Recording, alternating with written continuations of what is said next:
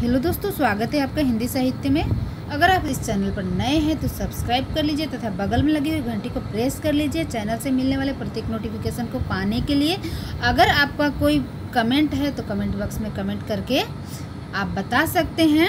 आपका कोई सुझाव है तो दे सकते हैं। तो आइए पढ़ते हैं दोस्तों। आधुनिक काल परीक्षाओं की दृष्टि से बहुत ही महत्वपूर्ण टॉपिक है। चाहे कोई सा भी परीक्षा हो, NVS, KVS, TGT, PGT, NET, SLET, सभी परीक्षाओं की दृष्टि से आधुनिक काल महत्वपूर्ण है। तो आइए देखते हैं। नामकरण एवं स्मरणीय तथ्य। अधिकांश विद्वानों ने हिंदी साहित्य इतिहास के आधुनिक काल का समय संवत 1900 विक्रमी से 1980 विक्रमी अर्थात 1843 से 1823 ईस्वी तक माना है।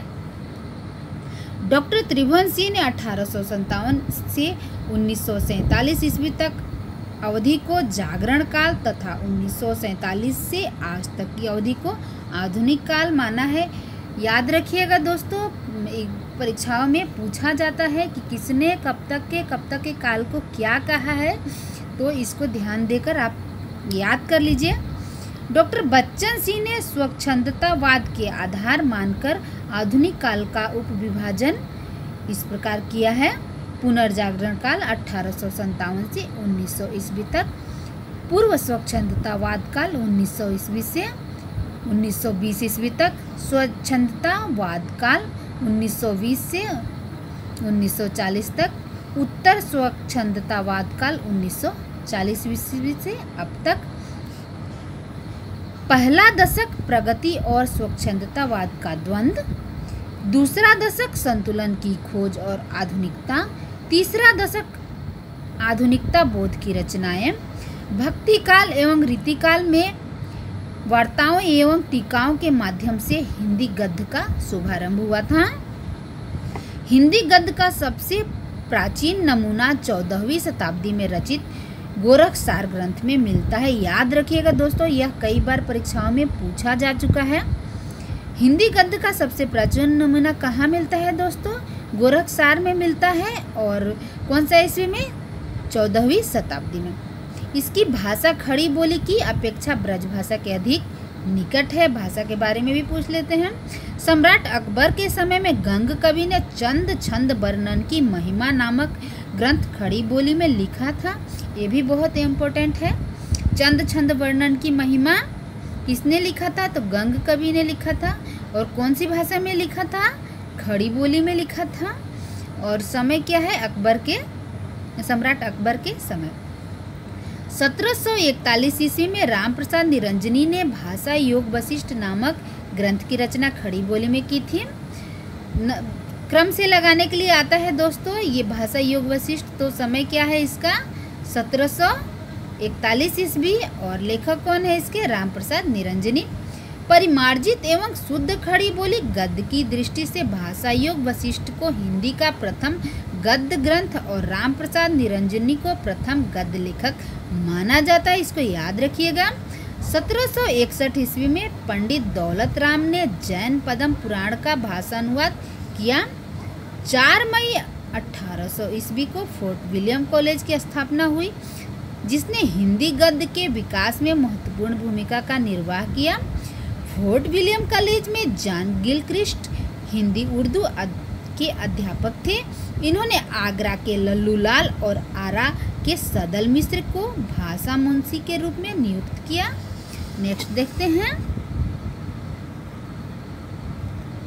जॉन गिलक्राइस्ट की प्रेरणा से लल्लूलाल ने प्रेम सागर और सदल मिश्र ने नासिकेतोपाख्यान नामक ग्रंथ की रचना की। इन दोनों महानुभावों की सहायता से हिंदी इंग्लिश डिक्शनरी की भी रचना की गई।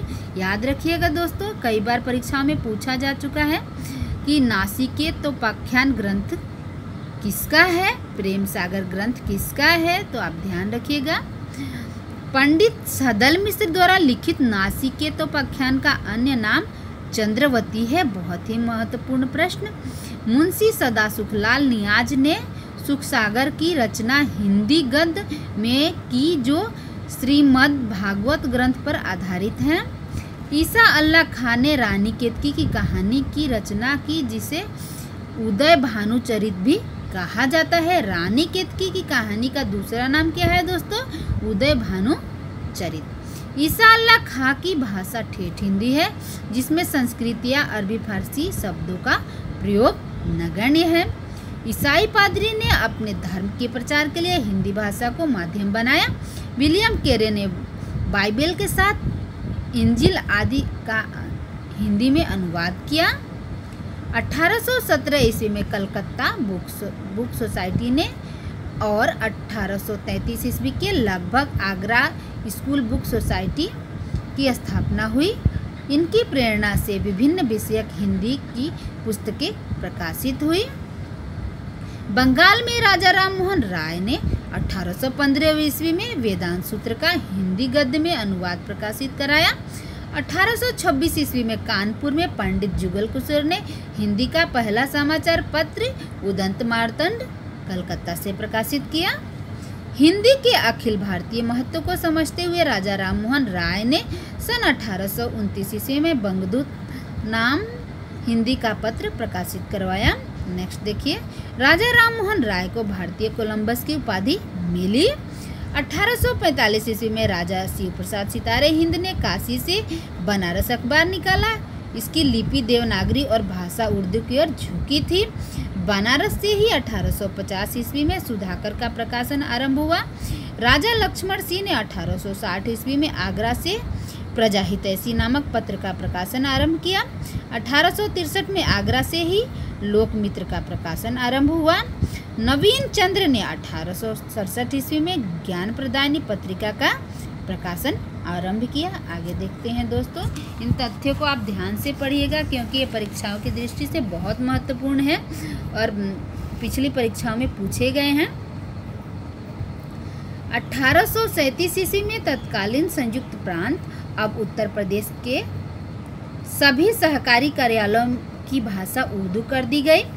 हिंदी के विरोध और उर्दू के समर्थन में गारसाद तासी और सर सैयद अहमद खान ने बहुत प्रयास किया।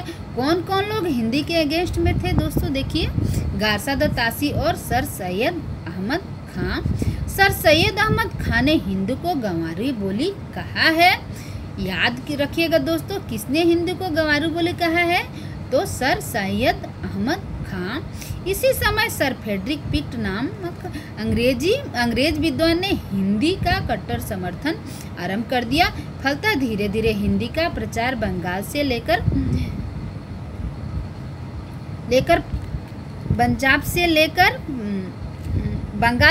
पंजाब तक होने लगा। राजा शिव प्रसाद सितारे हिंद शिक्षा विभाग में अधिकारी थे। कुछ समय बाद वे बनारस डिवीजन के संयुक्त स्कूल इंस्पेक्टर बनाए गए। शिव प्रसाद सितारे हिंदी के समर्थक थे, लेकिन वह ऐसी हिंदी का प्रचार चाहते थे जिसमें अरबी फारसी के भी प्रचलित शब्द प्रचलित हो। उन्होंने बनारस अखबार के माध्यम से अपनी इस नीति का प्रचार किया। स्वामी दयानंद सरस्वती ने 1875 ईस्वी में आर्य समाज की स्थापना की।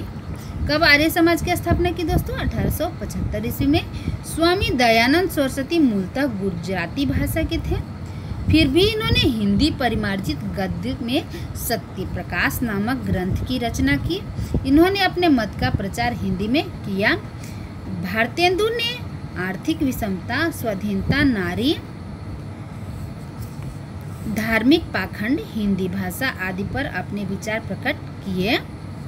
भारतेंदु ने लेखकों का एक मंडल तैयार किया, जिसमें पंडित बद्री नारायण चौधरी, प्रेमघन, प्रताप नारायण मिश्र, बालकृष्ण भट्ट, अंबिका दत्त व्यास, राधा कृष्ण दास, डॉक्टर मनमोहन सिंह डॉक्टर जगमोहन सिंह और लाला श्रीनिवासन दास आदि थे। आशा है दोस्तों मेरी वीडियो से आपको लाभ मिलेगा। मेरे वीडियो को लाइक कीजिए, अपने दोस्तों के साथ शेयर कीजिए। थैंक यू दोस्तों मेरे वीडियो को देखने के लिए।